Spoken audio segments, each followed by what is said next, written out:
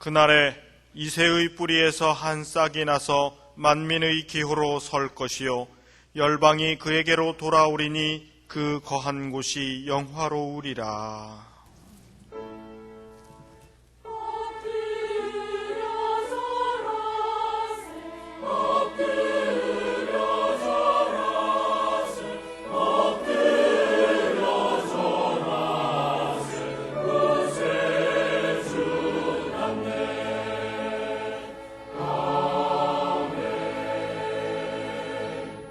이 시간 하나님께서 우리에게 주시는 구약의 말씀은 미가 5장 2절입니다. 1295쪽입니다. 베들레헴 에브라다야, 너는 유다 족속 중에 작을지라도 이스라엘을 다스릴 자가 내게서 내게로 나올 것이라. 그의 근본은 상고의 태초에니라. 아멘. 지금 읽은 말씀에 주와 은혜 내려 주소서. 아멘. 하나님께서 우리에게 주시는 신약의 말씀은 마태복음 2장 9절에서부터 12절까지입니다. 이쪽입니다.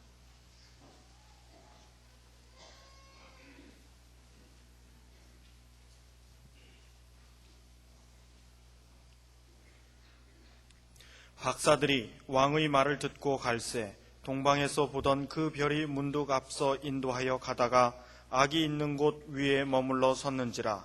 저희가 별을 보고 가장 크게 기뻐하더라. 집에 들어가 아기와 그 모친 마리아에 함께 있는 것을 보고 엎드려 아기께 경배하고 보배합을 열어 황금과 유향과 모략을 예물로 드리니라.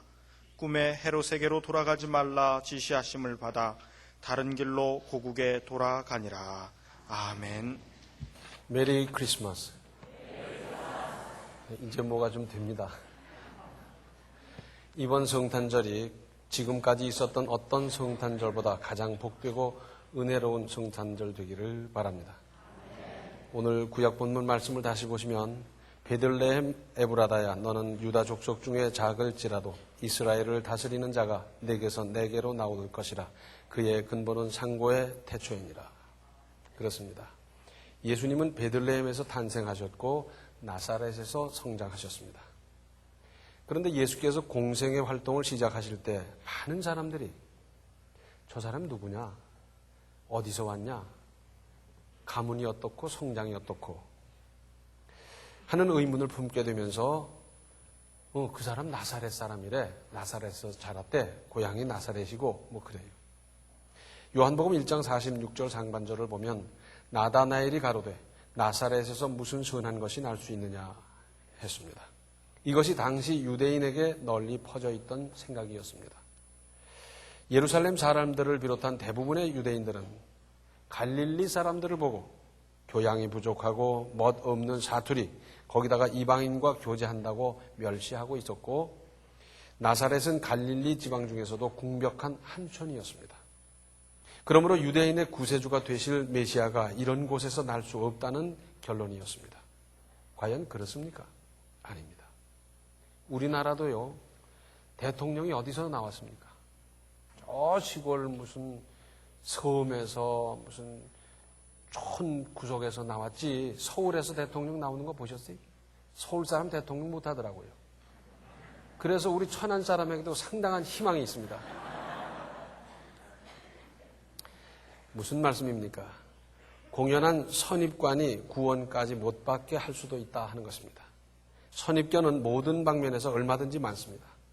사람의 인상을 보고 판단한다든지, 그때 자기가 보았던 풍물을 가지고 전체를 판단한다든지, 감정으로 뭘 한다든지, 또는 자기 마음 상태가 어떠냐를 가지고 판단을 할 수도 있어요. 그래서 기분이 좋을 땐 좋게 보고, 기분이 나쁠 땐 나쁘게 보고, 뭐 그런 거 있지 않습니까? 인상이 그 사람의 본질일 수 없고, 간단한 자료에 의한 선입견이 본질을 좌우할 수 없습니다. 우리 속담에 하나를 보면 열을 안다는 말이 있는데, 이 양면이 있어요. 그래서 어떤 일을 맡겨봤더니 아주 성실히 하더라. 그래서 다른 일도 성실히 할 거다. 이런 면에서는 맞아요. 그런가 하면 반대로 어떤 한 가지를 잘한다고 해서 다른 것도 잘한다는 보장이 있습니까? 음악 잘한다고 영어 잘할 보장이 있어요? 그렇지 않습니까? 또 어떤 한 가지 잘못한다고 해서 모든 걸 잘못할 거라고 본다면 맞겠습니까? 음악 못한다고 영어 못하는 법이 없잖아요. 그죠? 그러니까 양면이 있어요. 모두 신중하지 못해서 그렇고 특히 우리나라 사람의 성급한 판단이 매우 위험한 이유가 여기에 있습니다. 선입견보다는 어떤 자료나 데이터, 믿을 수 있는 정보나 여러 방면으로 살펴보는 노력이 앞서야 합니다. 이런 모든 노력을 가지고 판단해도 또 어긋날 수가 있어요. 세계적인 석학이라고 하는 사람들이 미래를 예측합니다. 그래서 2004년에는 경제가 어떨 것이고 무슨 물류가 어떻게 될 것이고 뭐 그런 예측을 하는데 번번이 빗나가고 있습니다. 사람의 머리를 가지고 이미 주신 그 두뇌 작용을 통해서 데이터를 가지고 분석하고 이런 거 반드시 해야 되지만 그보다 하나님의 뜻에 의해서 세상은 움직이고 경영되고 있습니다.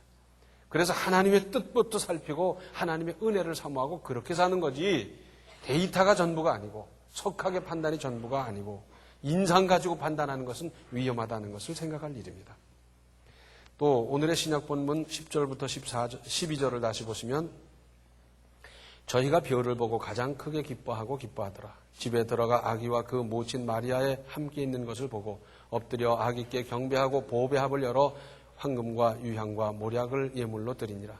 꿈에 헤롯에게로 돌아가지 말라 지시하심을 받아 다른 길로 고국에 돌아가니라. 여기서 우리가 짚어야 할 몇 가지 대목이 있습니다. 유대인이 아닌 이방인으로서 성탄 징후를 보고 일찌감치 길을 떠나온 사람들. 자, 유대인들은 늘 자랑이 많았어요. 우리는 아브라함의 후손이다. 하나님의 택한 백성이다. 그리고 다른 민족을 멸시했더랬어요. 그런데 이 사람들은 사실은 영이 어두워져 있었습니다. 그래서 그 유대인들이 제외됐다는 사실에 우리는 주목할 필요가 있습니다.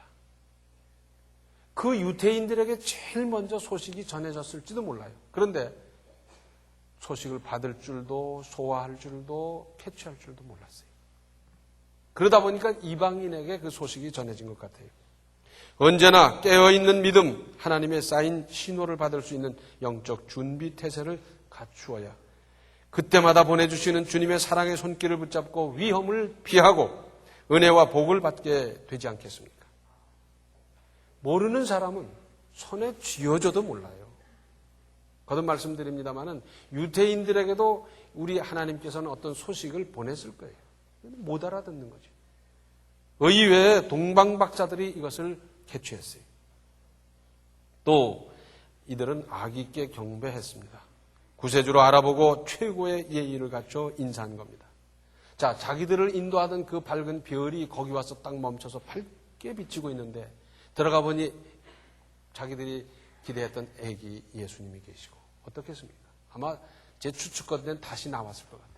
그래서 의복을 정지하고 자세를 가다듬고 그리고 들어가서 경배했을 것으로 생각됩니다. 그렇습니다. 예수님을 예배하는 자세는 언제나 최고의 정성으로 드리는 겁니다. 옛날에 많은 사람들은 그랬잖아요. 제사 지낸다 그러면 그날 목욕하고요. 말도 행동도 삼가고 그러다가 제사 지냈고 고사 지냈고 그랬는데 우리는 하나님께 예배 드릴 때 어떻게 하고 있습니까? 몸과 마음 그리고 자세, 시간 이런 거 잘 지켜서 정성껏 예배 드릴 때 거기에 역사가 있지 않겠습니까?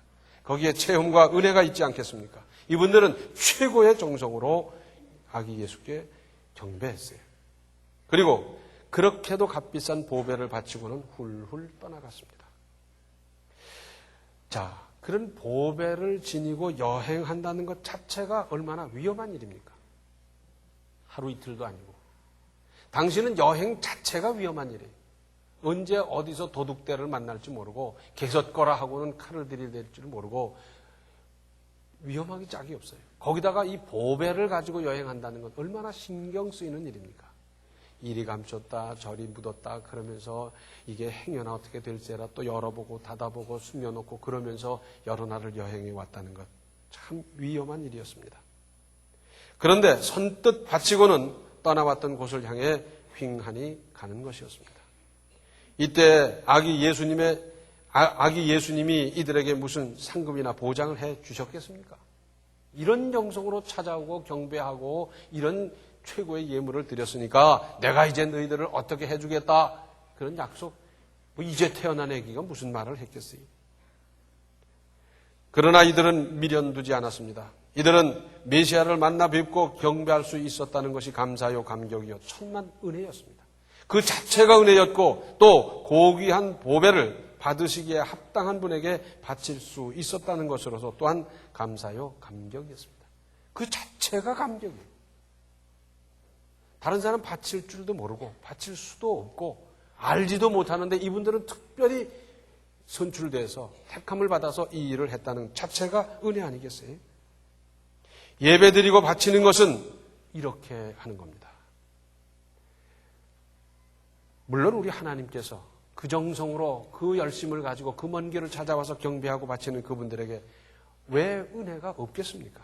그러나 예배드리고 바치는 자세는 일단 이렇게 하는 겁니다. 최고의 정성으로 바치고 그것으로 끝나는 거지. 내가 얼마를 바치고 이런 정성을 들였으니까 나에겐 이런 것이 있을 거 아니겠는가 하는 기대. 이것으로 바치는 거 아니에요.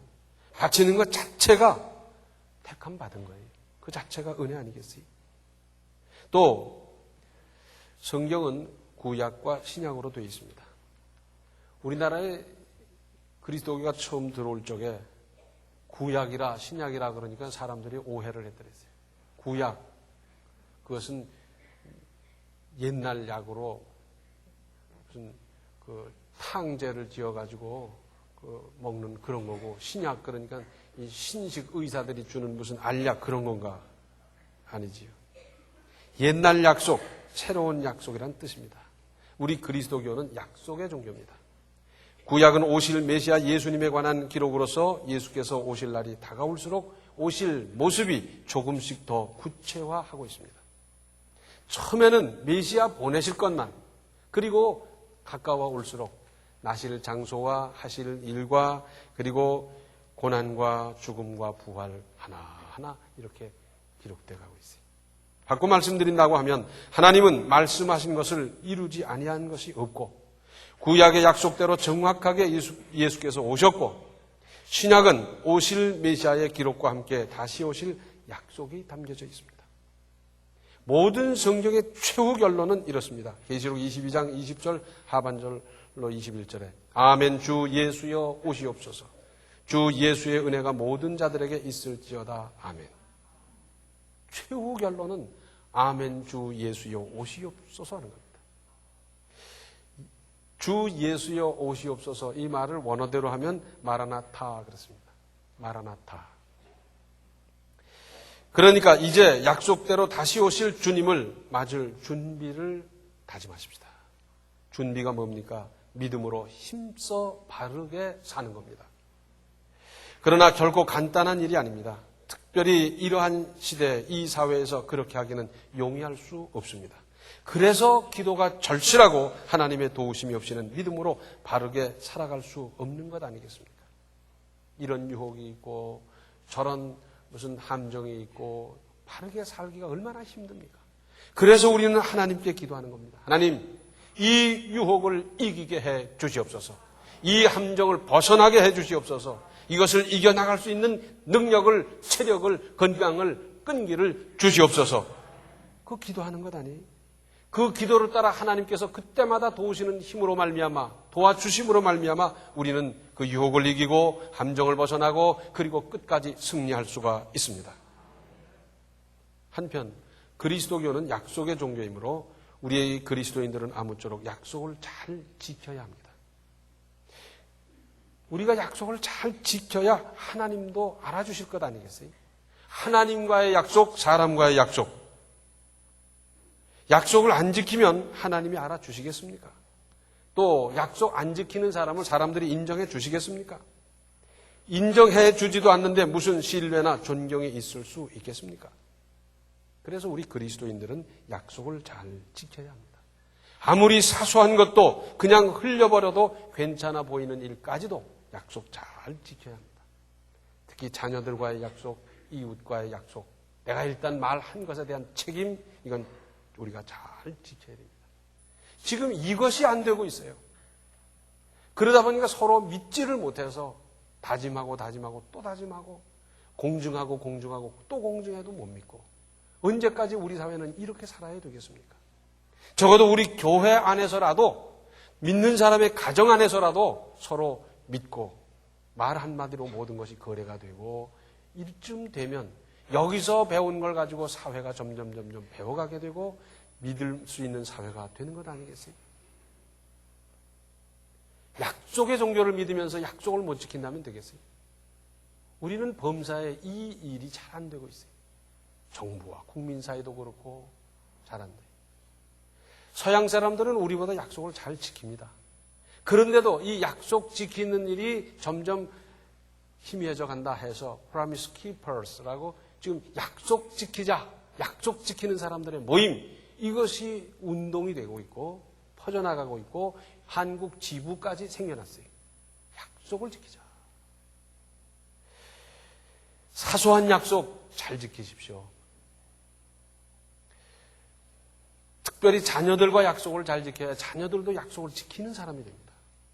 자녀들과 약속을 아무렇게나 하고 잘 지키지 않다 보니 그 아이들이 커서 약속을 안 지키는 불신의 사람이 됐을 때 무슨 좋은 일이겠습니까? 상당히 고위직에 있는 분인데 저하고 약속을 몇 번 했는데 한 번도 안 지켜요. 그래서 저는 이제 그 사람하고는 약속 안 하기로 하고 그 사람은 불신하기로, 아예 뭐 앞으로는 그런 거 안 한다. 아예 마음속으로 그렇게 정했어요. 그런데 나한테만 그런 불신을 받는가 했더니 다른 사람으로부터도 그런 불신을 많이 받고 있어요. 그래서 그 후에 아주 불리한 일을 당하고 말았어요. 자, 약속의 종교를 믿는 우리가, 약속의 하나님을 믿는 우리가 약속에 소홀하면 되겠습니까? 약속 잘 지키셔서 이것이 신뢰로 발전하고 신뢰가 존경으로 발전해 나가는 인생을 살아가시기 바랍니다. 또 하나님께서 죄인의 구원을 위해서 죄 없으신 아들을 죄인의 모습으로 곧 인류 최대의 선물을 보내주신 이 은혜, 얼마나 놀랍습니까? 인류 역사 이래 최대의 선물은 예수께서 이 땅에 오신 것입니다.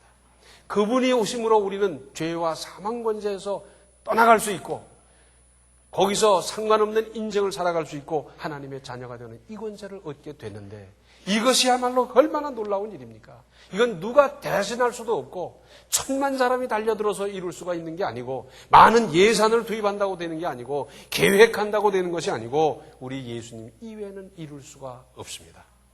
이 어마어마한 선물을 하나님께서 우리에게 주셨어요. 얼마나 대단합니까? 만약에 예수님이 이 땅에 오시지 않았더라면 우리는 죄와 사망 권세에서 구원도 모르고 천국도 모르고 아무렇게나 살다가 그대로 쓰러져 없어질 존재들인데, 우리가 예수님으로 말미암아 구원받고 이렇게 살아갈 수 있다는 것 얼마나 감사한 일입니까? 이것을 찬양하고 기뻐하고 감사하고 증거하십시다. 저는 가끔 그런 생각을 해봐요. 텔레비에 사극이 나오잖아요. 대장금 보세요. 뭐 왕의 뭐 어쩌고 저쩌고. 근데 그 왕이 골룡포를 벗고 그리고 만약에 저 노비의 발을 씻겼다. 그런다면 어떤 일이 벌어지겠습니까? 아마 노비는 기절해서 못 일어날 거예요. 그렇죠? 주변에 있던 신하들도 기절해서 못 일어날 거고, 세상 전지에 어떻게 이런 일이 있을 수 있느냐고 그러면서 막 쿠데타가 일어날지도 모르겠어요. 안 그렇겠습니까? 또 만약에 임금이 백성을 구원하기 위해서 백성의 자리로 내려가고 자기가 똑같이 농사짓고 똑같이 살고 그러면서 백성과 함께 하는 일이 벌어졌다면 이게 있을 수가 있겠습니까? 뭐 상상도 못하는 난리가 벌어질 거예요. 그런데 우리 하나님은 죄 없으신 아들을 이 땅에 보내주셨어요. 그것도 죄인을 위해서 보내주셨어요. 의롭고 착하고 잘 살고 아름다운 사람을 위해서 보내주신 것이 아니고 영원히 멸망받아 마땅할 사람들을 위해서, 그들을 끝까지 사랑하기 위해서 보내주셨고 마침내 십자가상에서 물과 피를 남김없이 쏟으심으로 구원을 이루셨습니다. 얼마나 대단한 일입니까? 이보다 더 큰 일이 어디 있어요? 이 대단한 일을 우리는 찬양하고 기뻐하고 감사할 뿐만 아니라 아직도 이 진리를 몰라서 불안하고 초조하고 번민이고 잠 못 이루고 죄악과 더불어 먹고 마시면서 죽음을 향해 달려가는 그 많은 사람들을 구원하십시다. 증거하십시다. 그래서 많은 사람들이 그리스도 안으로 들어와서 우리와 함께하는 새 인생 함께 살아가야 되지 않겠습니까? 이 일을 이제는 우리가 다짐하고 이제부터 발전하고 이제부터 시작해서 하나님의 나라를 이 땅에 함께 건설할 수 있기를 바랍니다. 기도하시겠습니다. 은혜로우신 아버지 하나님, 어떻게 하늘 보좌를 버리고 이렇게 오실 수가 있습니까? 죄인의 모습으로 꽃같이 사시다가 죄인에게 정죄받으심으로 십자가에서 구원을 이루신 주님, 그 만극하신 은혜를 생각할 때 필설로 이 감사를 다 할 수 없고 이제는 심판주로 다시 오실 주님을 맞기 위해서 아멘 주 예수여 오시옵소서 하며 저희들이 주님 맞을 준비를 제대로 갖추는 흰옷 입은 성도로서의 그 모든 사명을 잘 감당해 가게 하여 주시고 오늘날을 호련히 주님께서 재림하실 때 우리는 떳떳하게 나가 주님을 맞을 수 있는 믿음의 준비를 다 갖추게 하여 주시옵소서. 이 성탄의 기쁜 소식을 많은 사람들에게 전하며 많은 사람을 구원하는 우리 모든 성도들 되게 하여 주시옵소서. 예수님의 이름 받들어 간절히 기도하옵나이다. 아멘. 예수님을 전적으로 맞아들이고 예수님과 함께하는 인생이 되십시오. 지금은 하늘 보좌를 버리고 죄인을 위해서 낮고 천한 이 땅으로 강림하신 생명의 주 예수 그리스도의 은혜와 독생자까지 아낌없이 죄인을 위해서 보내주시는 하나님 아버지의 극진하신 사랑과 성령의 감화 감동 충만 교통하심이 아멘 주 예수여 오시옵소서 사모하며 준비하며 살기로 작정하는 모든 성도들 머리 위에 이제로부터 영원토록 함께 계시기를 간절히 축원하옵나이다. 아멘.